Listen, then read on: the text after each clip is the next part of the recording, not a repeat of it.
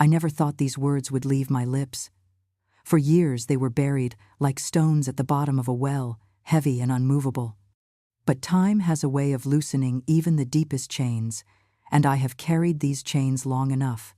If I speak now, it is not because the pain has disappeared, but because silence has only fed it, and silence is no longer an option.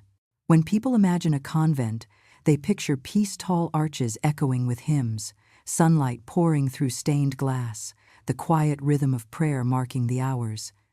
They do not imagine locked doors, whispered threats, or the sound of someone crying quietly into her pillow so the others won't hear. But that was my reality. For 10 long years I was trapped behind cloister walls, punished under the guise of holiness, bound not with iron, but with fear. I was only a girl when I first stepped inside those stone corridors. Wide-eyed, filled with the fire of devotion, believing I was answering God's highest calling, to serve, to obey, to surrender myself completely. The convent promised protection, purpose, a life apart from the chaos of the world. What I found instead was a prison in robes of virtue. At first I did not see the cage. I saw the chapel lit with candles that flickered like stars. I smelled the incense rising like prayers in the dark. I heard the voices of women who had given their lives to God, chanting in harmony. It felt holy, safe. But the shadows were there, hiding in plain sight, waiting for the moment my innocence would make me vulnerable. The Mother Superior had a way of looking at me that froze the air around us. Her eyes, sharp as glass, seemed to pierce through any smile, any small joy I carried. To the others, she was discipline embodied, a shepherd guiding her flock. To me, she became something else, a figure whose authority reached not just over my days, but over my very being. The first time her hand struck me, I told myself it was correction. The second time, I told myself it was my fault. By the third, I began to understand that obedience here did not mean love, it meant survival. But I am getting ahead of myself. Before the punishments, before the locked doors and endless nights, there was still the girl I once was. I had a name, a story, a family who believed I had chosen a holy path. That name, it feels almost strange to say aloud, for it has lived so long in silence. My name is Sister Catherine. I had been Catherine long before I became sister. The daughter of simple people who thought their child had been chosen for something sacred. When they left me at the convent gates, they believed they were placing me into God's arms. They never saw the shadows stretching just behind the holy walls. They never heard the door close with a sound that would echo in my mind for the next decade. The early months were a blur of rules and rituals. Rise before dawn. Kneel until your knees ached. Speak only when spoken to. Eat in silence. Smile never too much, never too little. Every moment was measured, weighed, and judged. I told myself this was the life I had chosen, the cross I was meant to carry, and for a while I believed it. But then came the first night they turned the key in the lock, shutting me inside the narrow cell, not as a place of rest, but as a place of punishment. The click of iron was soft, but it was enough to shatter something inside me. From that night onward, I learned that this convent was not a sanctuary. It was a cloister where obedience was demanded at the cost of dignity, where discipline became cruelty wrapped in scripture. I was told it was for my soul, that to suffer was to purify, that God was watching and I should be grateful for the correction. And so I prayed. I prayed harder than ever before, begging heaven to see me, to rescue me, to give me strength. But the walls never answered. The candles flickered, but they gave no warmth. And the faces around me, faces of women who should have been sisters, were silent. Some looked away. Others whispered warnings. Endure, obey, never resist. Their silence was as loud as the chains on my door.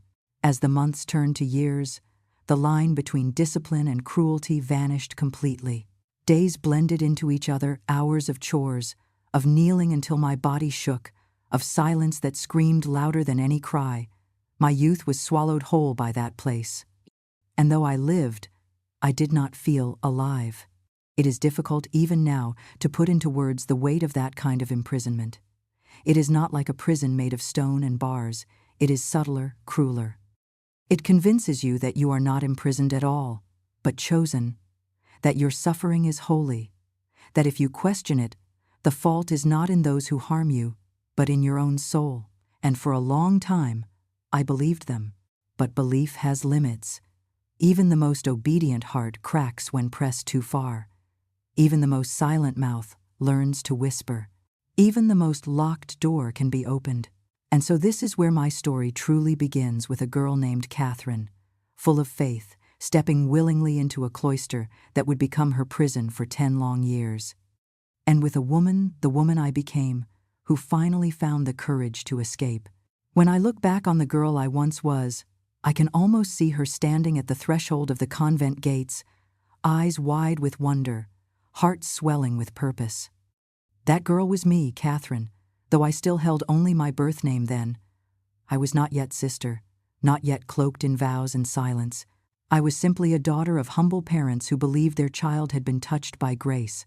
Our home was nothing more than a small cottage on the edge of the village, with whitewashed walls that cracked each winter, and a roof that groaned under the weight of snow.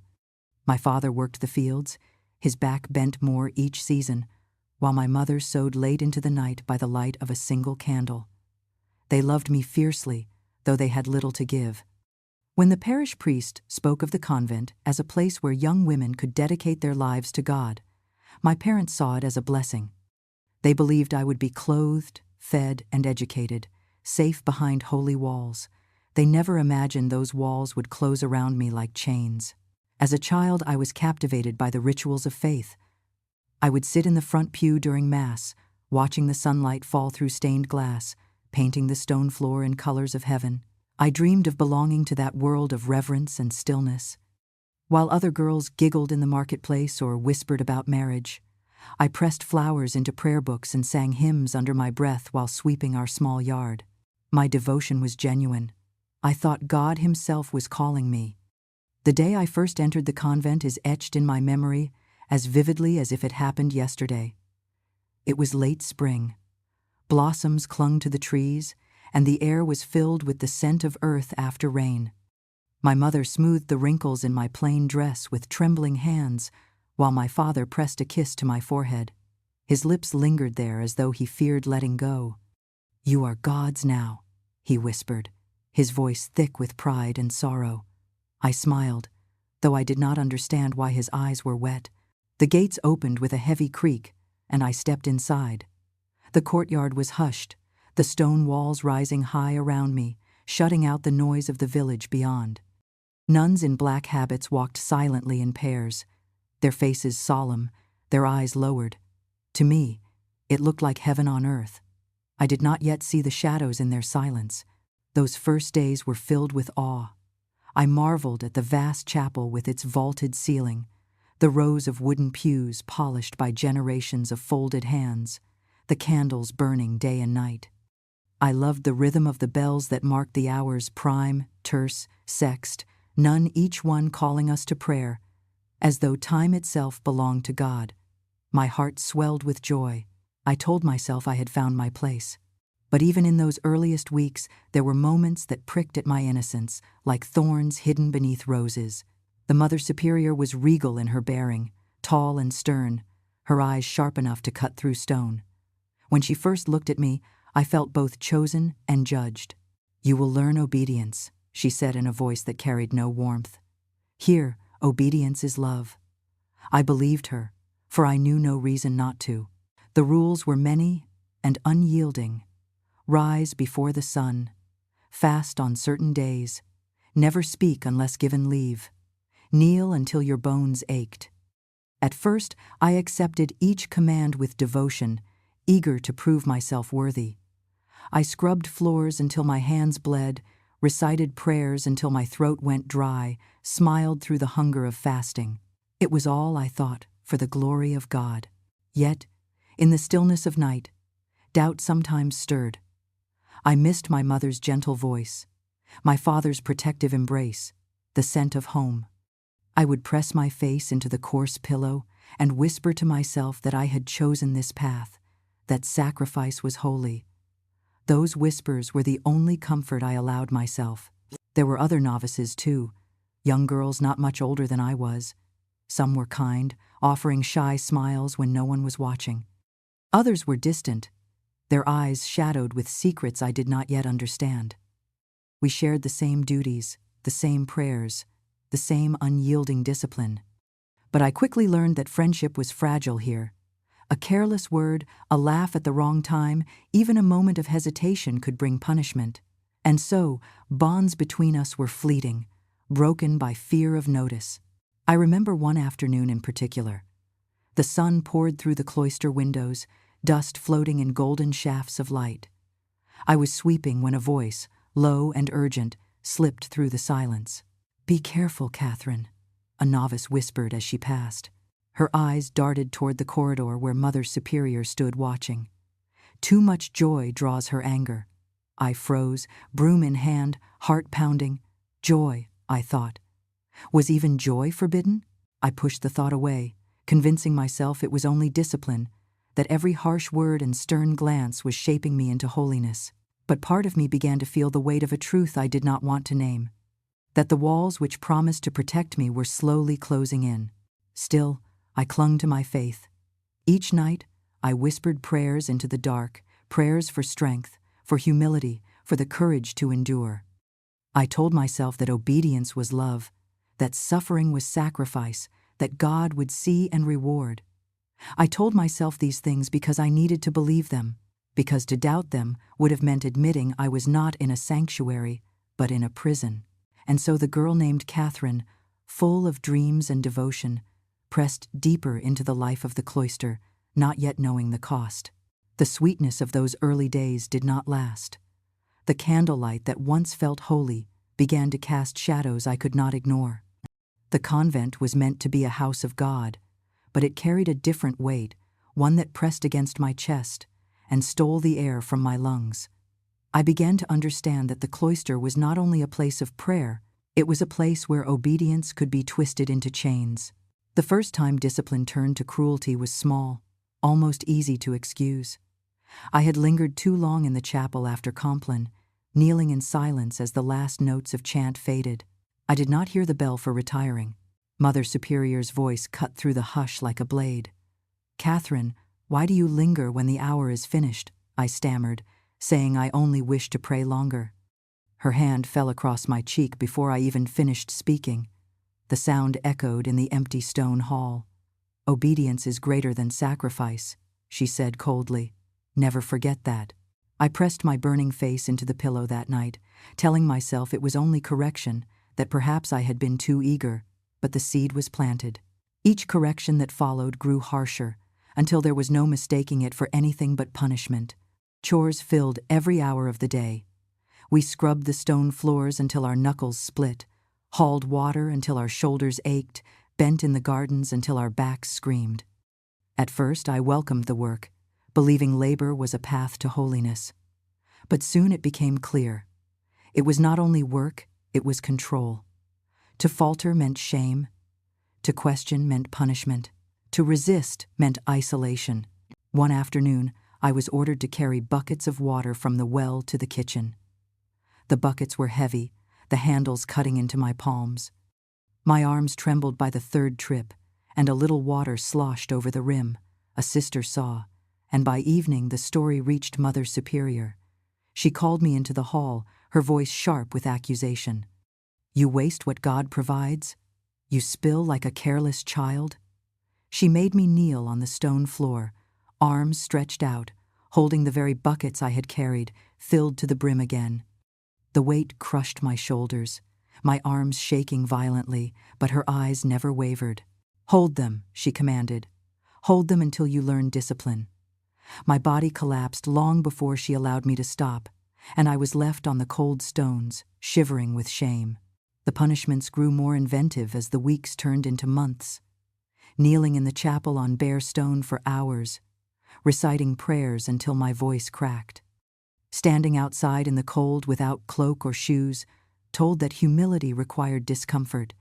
Eating last when the bread was stale and the broth already gone, always with the same words pressed against me. "Obedience is love."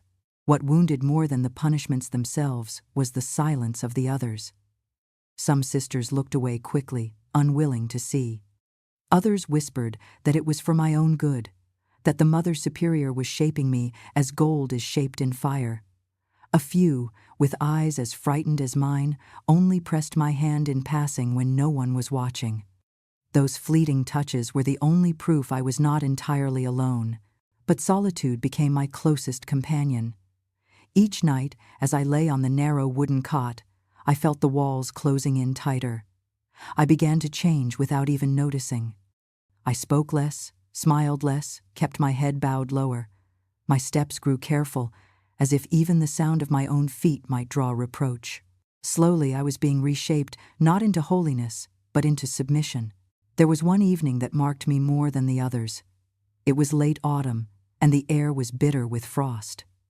I had been assigned to sweep the courtyard, though the wind undid my work with each gust. Mother Superior came upon me and accused me of idleness.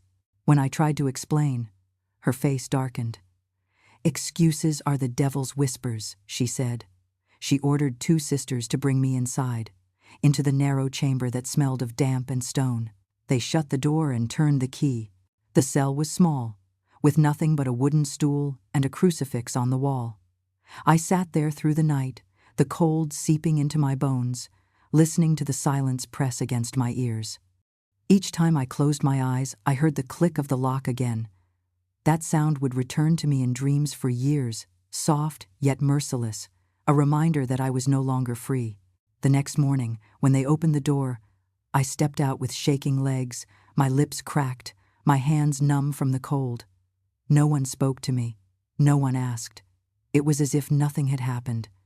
Yet inside me, something had shifted. That night I realized that the convent had ceased to be my sanctuary. It had become my prison. And still, I obeyed. I obeyed because obedience was survival. I obeyed because I feared the punishments I had not yet seen. I obeyed because I was told God demanded it, and I could not bear to think God Himself had abandoned me. Thus began my life of chains, chains without iron, forged instead from fear, silence, and twisted faith. The punishments hardened me, but what followed hollowed me out. Pain fades, but silence seeps into every corner of the soul. Silence became my companion, my cage, and my mask. It was not silence chosen freely for prayer or contemplation. It was the silence of fear, pressed upon me like a weight I could not lift.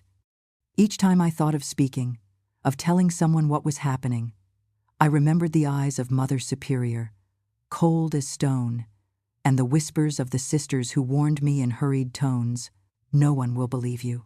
If you question her, they will say you are the one in sin." I began to doubt myself. Was I truly at fault? Was I too proud, too weak, too unworthy of God's love? They told me obedience was love, that suffering purified the soul.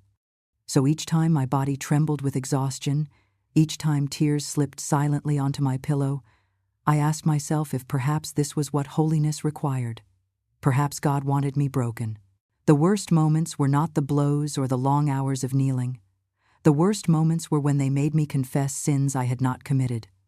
I would be summoned to the small wooden booth, the cross hanging above like a reminder of sacrifice, and told to admit to disobedience, to vanity, to pride. I would whisper the words, knowing they were lies, but unable to resist. To refuse was to face more punishment. To agree was to bury myself deeper in shame. Slowly, I lost sight of who I really was. The other novices learned the lesson too. We rarely looked into each other's eyes. Conversation became whispers in the dark, cut short the moment footsteps approached. I longed for a friend, for someone who would dare to say aloud what we all felt, that this was cruelty, not holiness, but fear bound our tongues. Even when I caught another girl's gaze, and in it saw the same quiet despair, neither of us spoke. The silence between us screamed louder than any words could have. My family faded into shadows of memory. Letters from home were censored, opened before I could read them, and often never delivered at all. Once, after months without word, I was told my parents had written, but that the letter had been misplaced. The casual way they said it made me ache with helplessness. Did my mother wonder why I never replied? Did my father think I had forgotten them? I would press my forehead to the cold stone wall at night and whisper into the darkness, "I am here. I have not forgotten." But no one heard. There was a day when I tried to resist. It was small, almost foolish. During a meal, when the bread passed to me was already stale, I quietly reached for a fresher piece from the basket.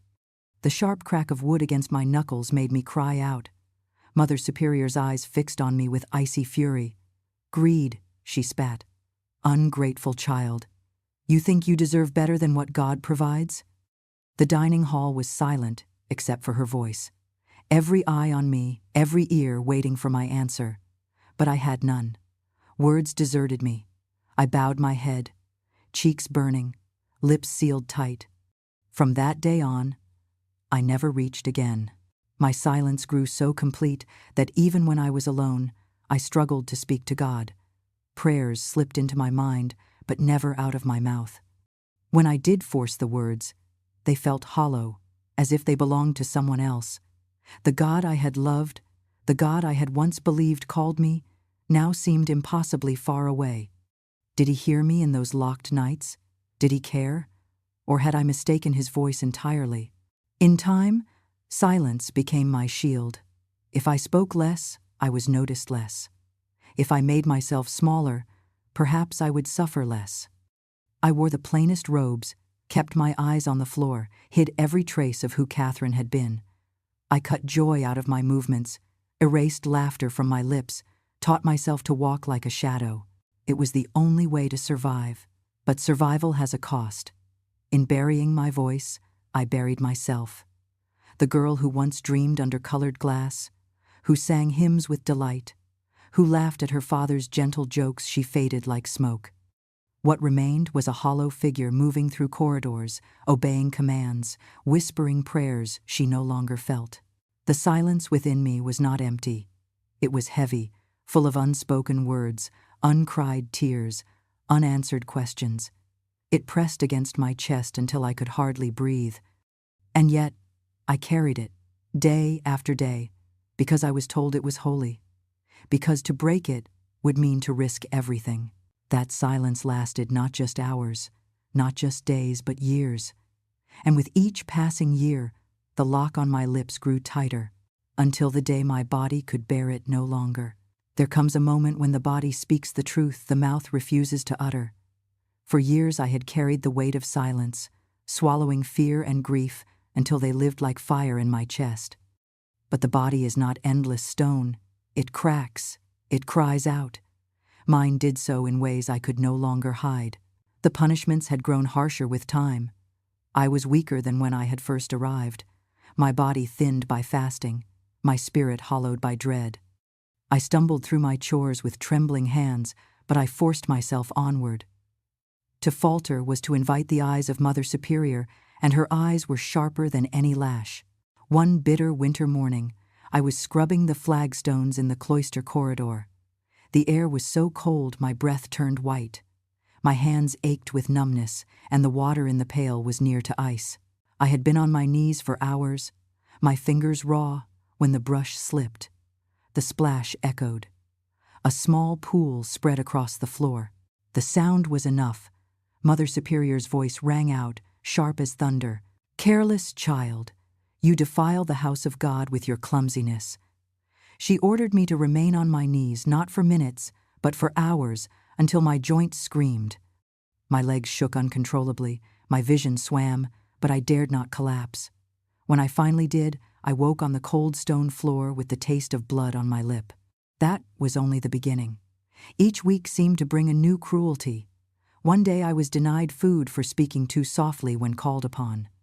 Another day I was made to kneel in the chapel through the long night, reciting psalms while others slept. My body grew thin, my eyes darkened with circles, and the color of my cheeks faded. The other sisters noticed, though they did not speak. Some looked on with pity, others with fear, as though my suffering were a disease they might catch, but none dared intervene. To speak for me would be to invite the same fate. I felt myself vanishing in their eyes, as though I were already half ghost. It was during one Lenten season that my body finally betrayed me completely. We had been fasting for days, and I had been given double chores for a small mistake, leaving a candle lit too long after Compline.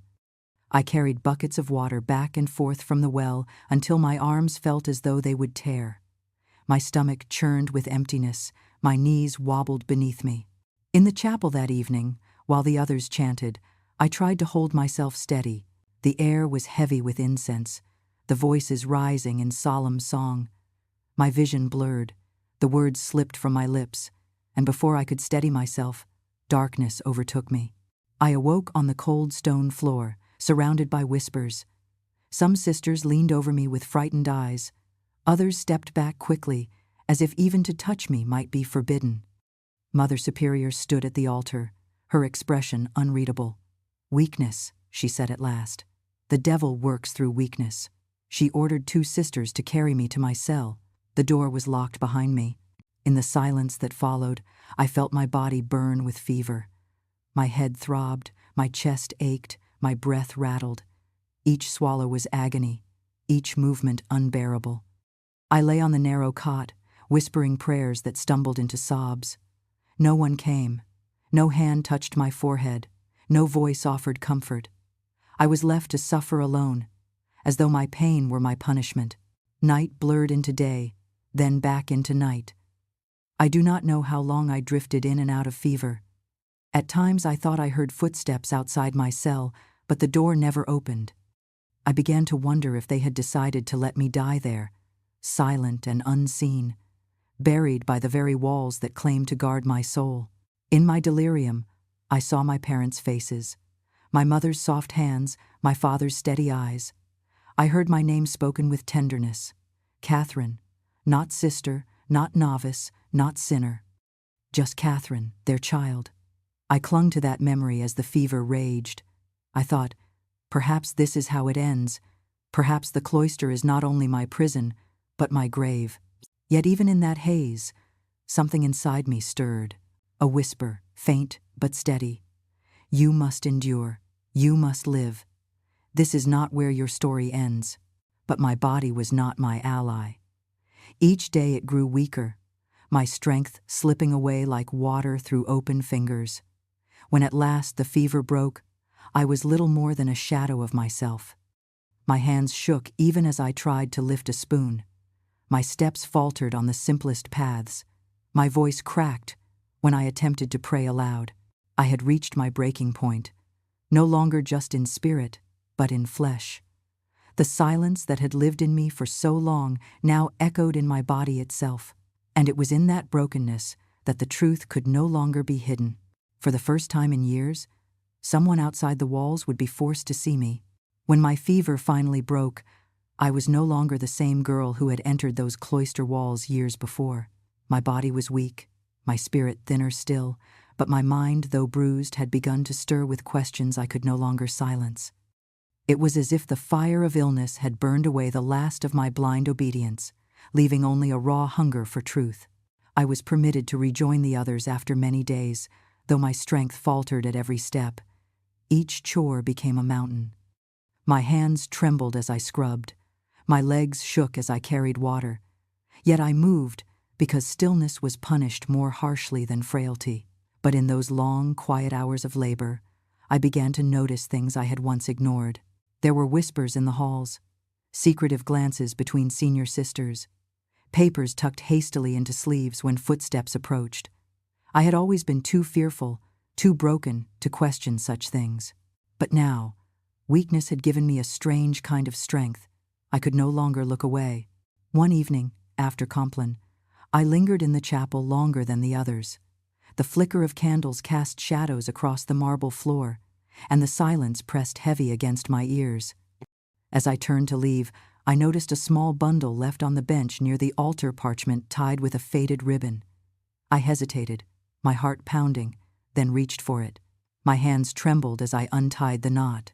Inside were letters, faded ink, written in a hand both stern and trembling.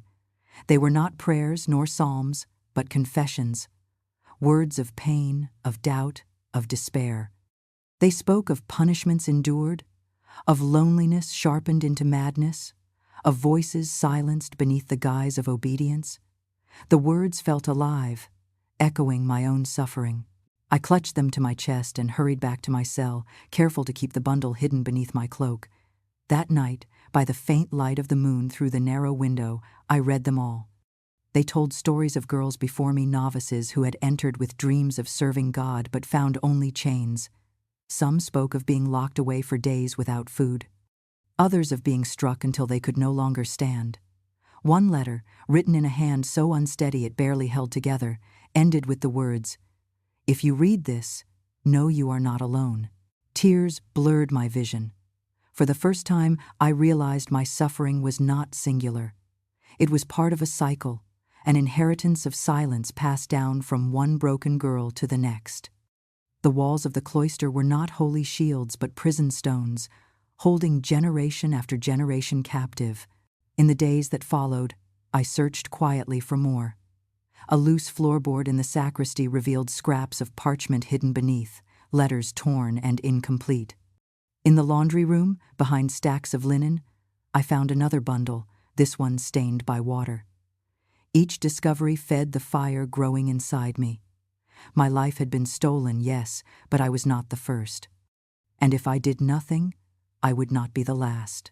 It was then, amidst those hidden testimonies, that I came across a name, not written in warning or despair, but signed at the bottom of a letter that trembled with hope. Catherine. The letters had belonged to a girl like me, years before I had ever stepped through those gates. The shock of seeing my own name written in that fragile hand nearly stole my breath. It was not me, of course, but it might as well have been. Her words could have been mine, her tears my own. It was as though her spirit reached across time to take my hand. That was the moment I chose to keep her name as mine. Not the name given by the convent, but Catherine, a reminder that I was not nameless, not voiceless, not erased. Each night after, I whispered her name like a prayer, binding her strength to mine. Catherine, not a sinner, not a prisoner, a child of God, unseen, yet unforgotten. But secrets in the cloister could not stay hidden for long. One night, as I bent over the letters in my cell, the candle sputtered and cast a thin glow through the crack beneath my door. I did not hear the footsteps until it was too late. The latch lifted, the door creaked, and there stood Mother Superior, her shadow long and merciless against the wall. Her eyes fell to the parchment spread across my cot. In that instant, I felt the world collapse around me. The hidden voices I had guarded, the fragile truth I had begun to piece together, all of it now exposed. She stepped inside, her face dark with fury. "What have you done?" she demanded. My throat locked, my hands shook. I could not answer. She gathered the letters in a swift, violent sweep and held them close to her chest. For a moment, she looked less like a woman of God and more like a jailer desperate to keep her chains intact. Then she whispered, low and venomous, "You will never leave these walls. Not alive." Her words were not metaphor. They were a sentence. That night, as the door slammed shut and locked behind her, I lay awake trembling. But beneath the terror was something else, a flicker of defiance. For now I knew the truth. And truth, once seen, cannot be unseen. The morning after her threat, the bells rang as they always did, steady and unrelenting. Yet to me they no longer sounded like a call to prayer, they told like iron chains. Each note reverberated through my body as a reminder that my time inside these walls was no longer simply obedience, it was survival. I moved through the day in silence, my hands folding linen, scrubbing stone floors, carrying buckets of water. But every movement carried the weight of what I had discovered. The truth now lived inside me like a flame, and no amount of discipline could smother it. I saw the other sisters differently too. Their bowed heads, their trembling fingers, their eyes cast downward. How many of them knew? How many bore the same secret wounds? At meals, I felt Mother Superior's eyes on me, sharp and unyielding. She said nothing, but her silence was heavier than words. She knew I had seen too much. I knew she would act soon. Days stretched into weeks, and my fear began to turn into something I had never allowed myself before: anger. Each time her hand struck the wooden table in command, each time her voice cut through the cloister with unquestioned authority, I felt the defiance inside me growing stronger. The girl who once trembled at shadows was fading. In her place was Catherine, the name I had claimed, the voice I had promised myself I would never lose again. One evening, as the sun bled across the convent walls in hues of crimson and gold, I found myself unable to hold my silence any longer. The chapel was empty, filled only with the flickering of candles and the echo of my own footsteps. Mother Superior entered, her rosary clutched tightly in her hand. She looked at me as though she had been expecting this moment all along. "You have grown restless," she said coldly. "Disobedience breeds ruin, child." I stood in the aisle, trembling but rooted. "No," I whispered, then louder, stronger. "It is not disobedience to see the truth." Her eyes narrowed, and the corners of her lips twisted. "Truth?" She stepped closer, the beads of her rosary tapping against her habit like the ticking of a clock. "There is only God's will, and I am His voice here." Something inside me broke, then not with despair, but with clarity. I looked into her eyes and saw not holiness, but hunger for control. "God's will does not lock His children in darkness," I said. "It does not silence the broken. It does not strike fear into the hearts of those who came here seeking love." I knew. Her hand rose swiftly, the way it had so many times before. But this time, instead of shrinking back, I caught her wrist. The shock in her eyes was fleeting, replaced almost instantly with fury. "You dare!" she hissed. "I dare," I replied, my voice steady, though my heart pounded wildly.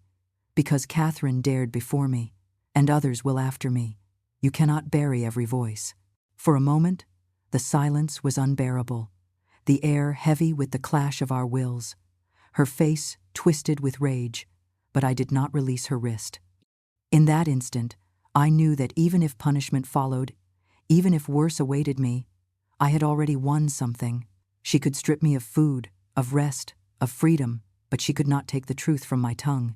Finally, she pulled away, her breath sharp and shallow. "You will regret this," she spat. "You will learn what it means to defy me." She turned and left the chapel, the doors slamming shut with a violence that echoed through the stone walls. I sank to my knees, trembling, tears stinging my eyes. Not from fear this time, but from the weight of release. For the first time in years, I had spoken not in whispers, but in my true voice. That night, I was summoned to the refectory after the others had gone to their cells. Mother Superior stood at the head of the table, the room dimly lit by a single candle. She ordered me to kneel before her. I did not move. The silence stretched long and heavy until her fury cracked through it like a whip. "You will break," she swore. But as I walked back to my cell under the watchful eyes of two elder sisters, I repeated to myself the words I had spoken in the chapel. Not as defiance, but as survival. I will not break. I am Catherine. I am not alone. They watched me after the confrontation, thin shadows slipping behind me in corridors, eyes following every movement. My cell door began to close earlier each evening. The rations grew smaller. I heard keys whispering on rings as Mother Superior passed, a music of metal meant to remind me of my place. Yet the truth inside me did not dim. It burned steady, a small, stubborn flame cupped in both hands. On a night washed in rain, the wind pressed against the cloister like a living thing. Bells had long since fallen silent, water ran in lines down the stone, and the draft under my door carried the scent of wet earth, the world on the other side breathing, speaking my name. I lay awake on the narrow cot, counting the breaths between footsteps in the hall. One set, then none, then one again. I waited until even that faded. The plan had no careful drawings, no clever map. It lived only in the habits I had learned by suffering. When candles were snuffed, who kept which keys, how the night air moved through the building, where the floor gave the faintest groan beneath weight. Long before this, in a forgotten hour of laundry duty, I had found a small iron key wedged in a splintered beam behind the mangle, dull with age, light as a lie.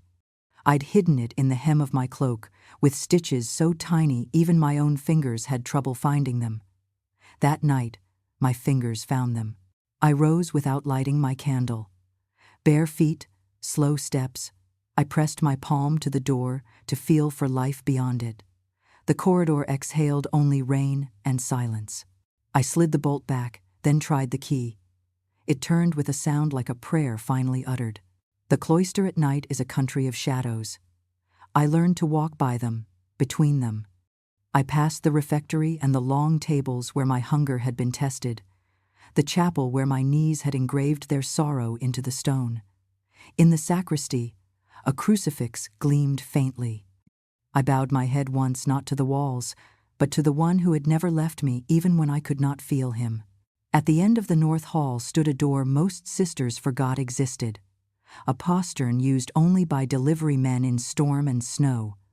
The outer gate was beyond it, past the little yard where herbs grew in summer and turned to black lace in winter. My hands shook so badly I had to steady them against the wall. I slipped the iron key into the lock. For a heartbeat, nothing moved. Then, with the smallest surrender, it turned. Cold wind struck my face. Rain pinned my hair to my cheeks. I stepped into it as if into baptism, breath catching at the shock of it. The yard lay slick and shining, the stone path a silver thread. I closed the door behind me and held it for a moment. Not in farewell, but in refusal I would never let it close on me again. A flash of lightning tore the sky open and stitched it shut. In that bright seam I saw everything at once. The herbs bowed by water, the garden wall, the blacker shape of the outer gate. I ran. The mud clutched at my feet, the hem of my habit drank the rain. At the gate the rust spoke in flakes beneath my fingers. The latch lifted with a groan so loud I thought the night itself would cry out. No one came.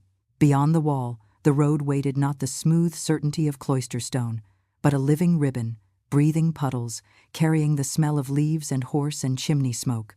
I did not look back. I could not. Some terrors are best left uncounted. I walked first, then ran, then slowed, then ran again, like a child learning the shape of movement. With each step, the world widened. The rain loosened the tightness in my chest. I could not tell whether the water on my face was sky or tears. Far from the wall, how far I cannot say, only that my breath was ragged and my legs fire. A small farmhouse crouched behind a low fence. A single window burned with lamplight. I stood there shivering, a figure in black at the edge of human warmth, and I knocked. Once. Then again, because fear told me to flee and hope told me to try. An older woman opened to a slit, lamp held high. Her eyes searched my face, then fell to the soaked habit, then rose again. "Child?" she whispered, as if afraid the night might take offense. "I need help," I said, and the words surprised me with how easily they came. Words had lived inside me so long. Now they stepped into the light without stumbling. She opened the door fully and set the lamp on a table. "Come in, you're shaking." A quilt found my shoulders. Warmth found my fingers. She did not ask for details. She poured broth into a chipped bowl and held it until my hands could hold for themselves. "Father Matthew keeps a room for travelers at the rectory," she said after a while, as though discussing weather. "I will fetch the cart when the rain eases, and we'll go together." Embo. At the rectory, the priest did what the walls had not done in years. He listened. I told the truth carefully, without details that would scorch either of us. His face altered not with shock, not with denial, but with that grave sorrow reserved for the things the world should never have allowed. "You are safe here," he said. "For tonight, and for as many nights as you need. Tomorrow we will write to those who must know." Papers were drawn, letters sealed. He spoke of authorities and orders and inquiries. I heard the words as through water. Safety, I was learning, is not a bell you ring once. It is a road you walk, step by trembling step. The next days unfolded like a map I had never been allowed to see. I woke to sunlight across a wooden floor that did not smell of stone and cold. I ate bread that was warm enough to steam in the air. I slept without a key turning after me. When I stepped outside, the sound of carts on the lane startled me, laughter startled me, color startled me. How bright the world was, How loud with ordinary life. Children ran past with boots splashing, a dog barked at nothing and everything, and I stood in it all, as if I had been lowered from a high place into a body. Rumors move faster than wind. By the end of the week, questions reached the rectory door wearing official coats. I sat in a small room with a window and told my story again and again. The men's faces hardened in places and softened in others. They took notes, asked careful questions, promised a process with many steps. I gave them the small bundle of letters I had hidden against my heart. "They are not mine alone," I said. "They are voices that were buried." One of the men touched the packet with a reverent hand, as though it were fragile bone. I did not return to the farmhouse that first night, nor to the convent ever again. The parish women found me a room above the bakery, where the morning smelled of yeast and cinnamon and something I could only call mercy. I traded chores for shelter. I mended linens, swept floors, learned again the rhythm of a day that belonged to no one else. In the quiet evenings I wrote not prayers prescribed by another's mouth, but the simple ledger of a soul relearning its own language. I wrote my name across the first page. Catherine, just that. It looked like a small door opening. Freedom did not arrive like a trumpet. It came like this. The first night I slept without waking to listen for keys. The first time I laughed and did not cover my mouth. The first morning I stood in the square and did not look over my shoulder. It was not without fear. Some days the past pressed its hand to my throat and asked if I remembered. I did. I do. But memory is not the same as mastery. On a Sunday not long after, the church bell rang across the town. I stood outside and let the sound wash over me. It did not sound like chains anymore. It sounded like air being poured into tired lungs. In that sound, the world said, "Begin." So I did. I began with bread and sweeping, with ink and paper, with small kindnesses given and received. I began with the decision to live beyond the walls that tried to define me. I began with a promise whispered into the open sky. I will not be silent again. And though I had left with nothing, I understood at last I carried what could not be taken, a voice, a name, and a life still capable of becoming. Freedom was supposed to feel like release, yet in those early days beyond the convent walls, I learned that escape was not the same as peace. The silence of my new surroundings did not soothe me. It echoed louder than the cloister's bells. I would sit by the window of the shelter that had taken me in, staring at the world outside, but my mind dragged me back into corridors of stone and the weight of locked doors. At night, I woke drenched in sweat, hearing footsteps that were not there, and in the mornings I carried the same dread as if the Mother Superior's shadow still followed me. The sisters who had hurt me were not near, but their voices had burrowed into my thoughts. I could still hear the cold recitations of obedience, the way punishment was delivered in the name of holiness. And deep inside me something had shifted. It was not just fear anymore. It was anger hot, unrelenting, and frightening in its own way. For years I had been told to silence myself, to swallow every cry and every plea. Now those cries rose up inside me with force, demanding to be heard. I remember the first time I admitted it out loud. Sitting across from a kind volunteer who brought food to the shelter, I whispered, "They locked me away. For 10 years. She looked at me with wide eyes, as if she could not believe what I had said, and her shock only fueled the fire in me. It was real. It had happened, and I had survived. That day, something inside me vowed I would never let their cruelty go unanswered. But revenge is not as simple as striking back. It was not about throwing stones at the convent walls or shouting curses into the night. My revenge had to be something that reclaimed what they had tried to steal from me. My voice, my worth, my existence beyond their control. I began to write, slowly at first, with trembling hands. I filled pages with memories I had kept locked inside for so long. The sound of the key turning in the cloister door. The endless prayers recited as chains rather than comfort. The days of hunger and the nights of tears. Every word I wrote felt like striking a match in the darkness. There were moments when doubt crept in. What if no one believes me? I would think. What if they say I am exaggerating? The convent had trained me to question my own truth.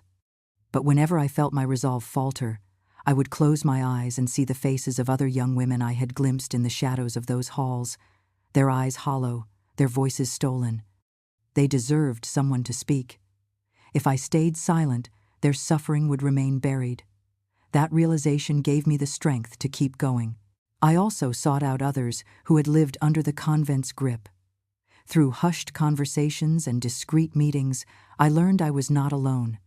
Stories poured out different in detail, but identical in cruelty. Some had left scars visible on the body. Others carried wounds only the heart could feel. Each testimony added weight to mine, and together, our voices began to weave a truth that could not be ignored. Yet revenge was not just about exposing what had been done. It was about reclaiming myself. I took small steps, walking freely through crowded streets, eating food without permission, laughing when joy unexpectedly rose in me. These ordinary moments felt like rebellions, each one undoing a command that had once shackled me. Sometimes I would stop mid-laughter, startled, as if expecting punishment to fall from the sky. But when nothing came, I would laugh harder, letting the sound echo as proof that I belonged to no one but myself. There were darker days, too. Nights when I wanted to confront the Mother Superior face to face, to demand answers for her cruelty. I imagined standing in the convent's chapel, shouting my truth until the very stones shook, but I knew going back would risk everything I had fought to gain. Revenge, I reminded myself, was not destruction, it was transformation. My true victory would be to rise higher than the walls they tried to bury me behind. With the help of those who believed me, I found the courage to speak publicly. It was terrifying. Standing before strangers, I felt my throat tighten as if invisible hands still gripped it. But when I began, the words spilled out with a force that surprised me. I told them of the cloister doors, the silence, the punishments disguised as prayers. And as I spoke, I saw faces in the audience shift anger, sorrow, disbelief. My story was no longer locked inside me. It was alive in their hearts, too. That was when I realized the true shape of revenge, turning my pain into a weapon of truth, one that could not be silenced. Some nights, when the past tries to pull me back, I still feel the weight of those 10 years pressing against my chest.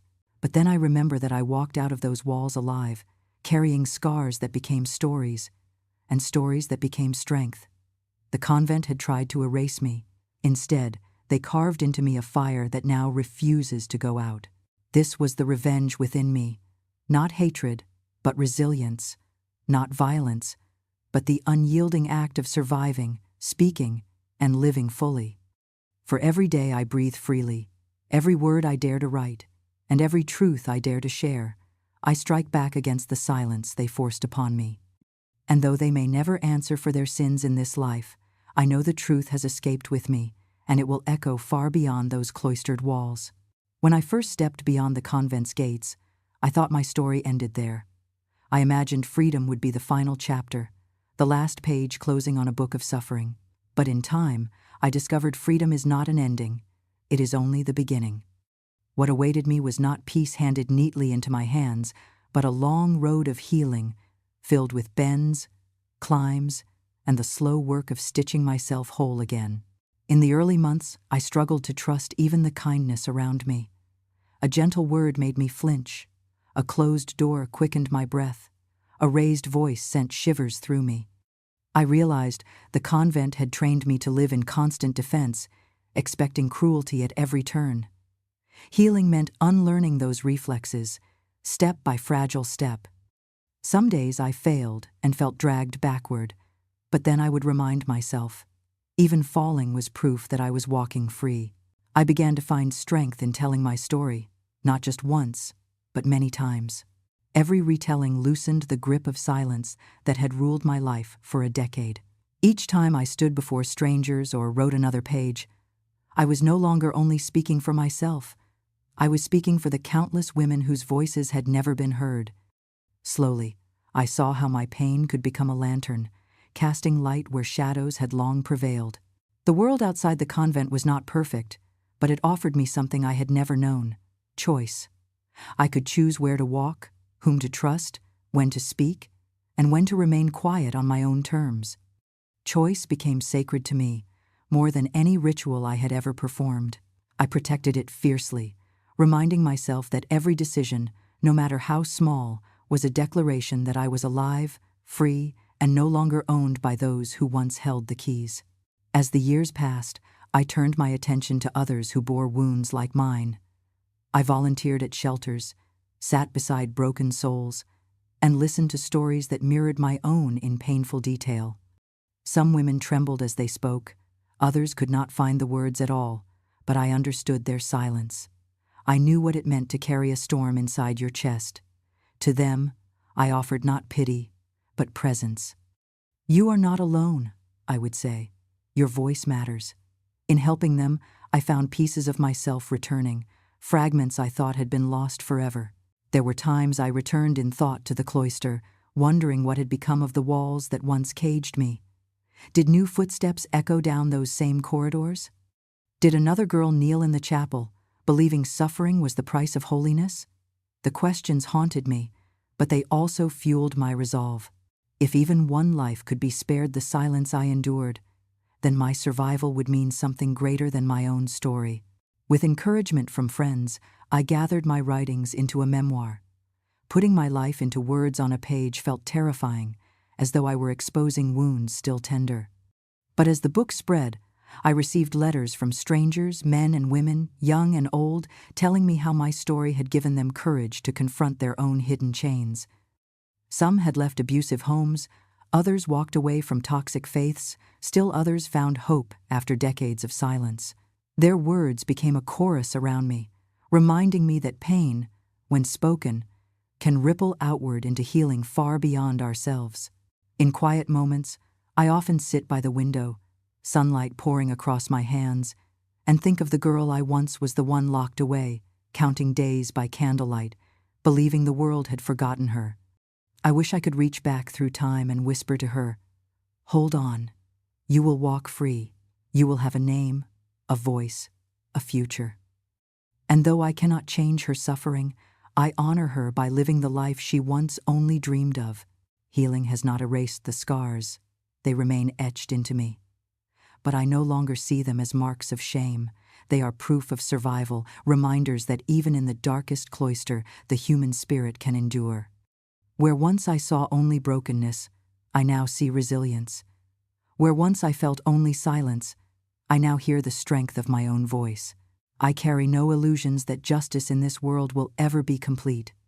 The Mother Superior who tormented me may never answer before any earthly court. The convent may continue its rituals behind closed doors. But I know this: their attempt to bury me in silence failed. My truth lives on, louder than their chains, carried in every story I tell, in every person I reach, in every step I take outside those walls. This is my legacy, not defined by what was done to me, but by what I chose to do with it. I chose to survive. I chose to speak. I chose to heal. And in choosing, I reclaimed the power they tried to strip from me. My story is no longer one of captivity, but of triumph, a testament to the strength that can rise even from the deepest shadows. So when I look to the future, I no longer see only what was stolen. I see what I have built in its place: a life of freedom, a voice unshaken, and a legacy that says to anyone who listens, no matter how long you have been silenced, your story can still rise. Your life can still begin again. And with that, I walk forward. Not as a prisoner, not as a victim, but as a woman reborn from silence into light.